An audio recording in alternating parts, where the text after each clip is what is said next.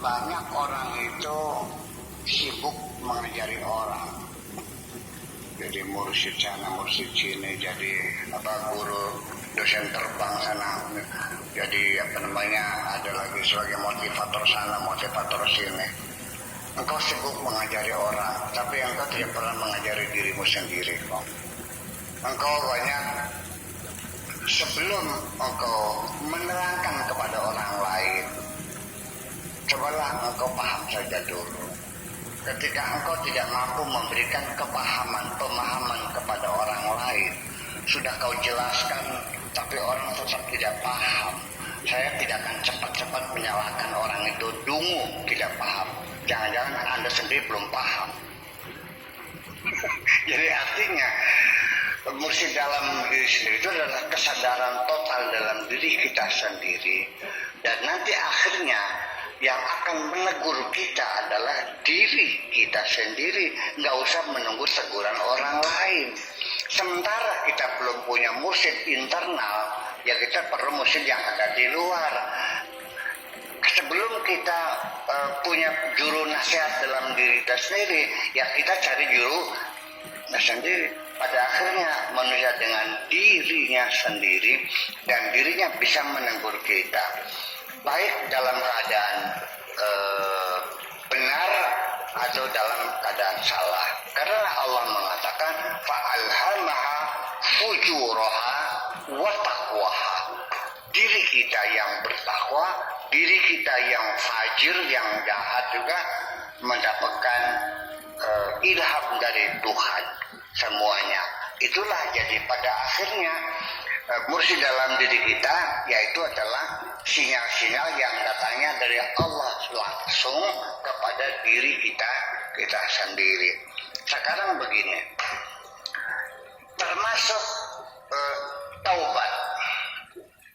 Taubat itu ada orang melacur, kemudian dia bertobat setelah terkena penyakit sifilis. Oke, bagus, tidak salah. Ada lagi bertobat karena sudah tua, udah nggak laku, nggak ada yang pelanggannya udah pergi, umur udah 65, udah cancel semuanya.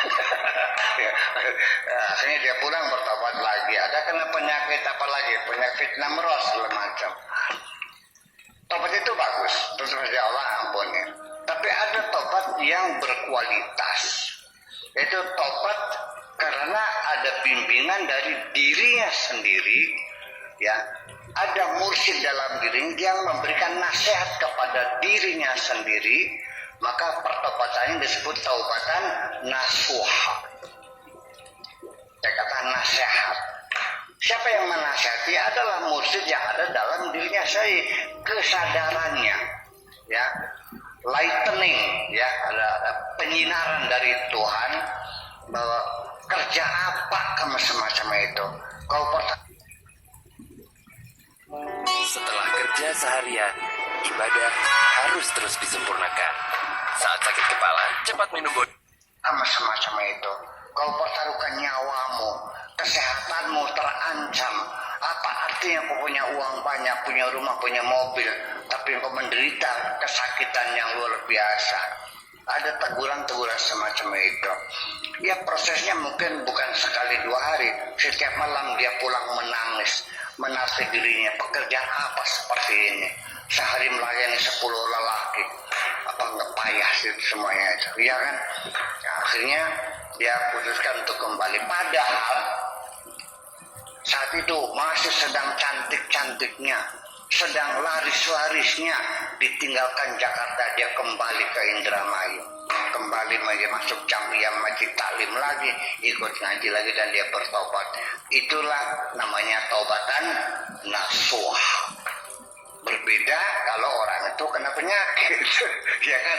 Iya, ya, karena dinasihatinya melalui dikasih penyakit dulu, sudah tua kena penyakit dan sebagainya. Nah makanya perlu kita ketahui bahwa yang namanya mursyid internal itu adalah kemampuan kita dari sisi spiritual kita mencapai kematangan, intelektual kita mencapai kedewasaan, ya itulah yang membimbing kita, ya.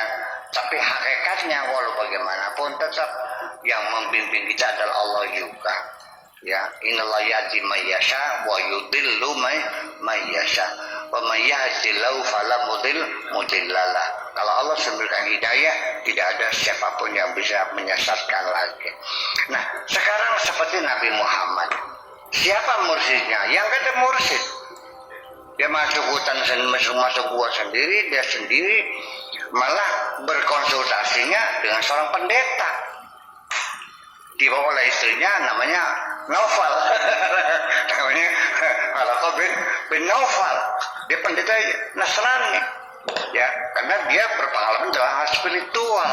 Gitu. Ditanyakan apa ini kan gitu.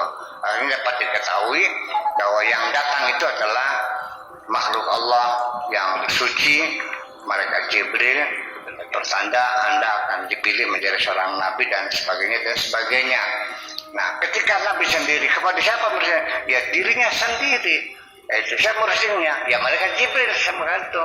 Jadi Nabi itu pada akhirnya diberikan diberikan mursyid yang selalu mendampinginya, namanya malaikat Jibril. Nah, kita sendiri gimana Jibril? Bisa nggak? Ya bisa juga.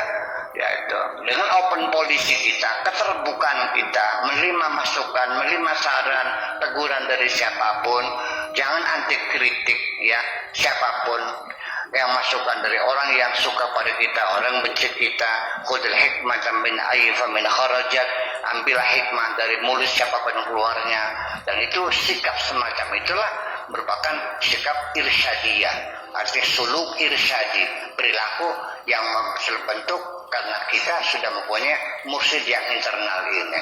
Akan tetapi dalam perjalanannya tetap mursyid dalam hal ini perlu dikonfirmasikan, perlu dikonfirmasikan, dicek ulang lagi, bertemu dengan teman-teman sejawat, seperjuangan, sealiran itu untuk tukar informasi. Sebab belum tentu itu semuanya nanti set dari Allah. Sebab seringkali setan juga menggoda kita.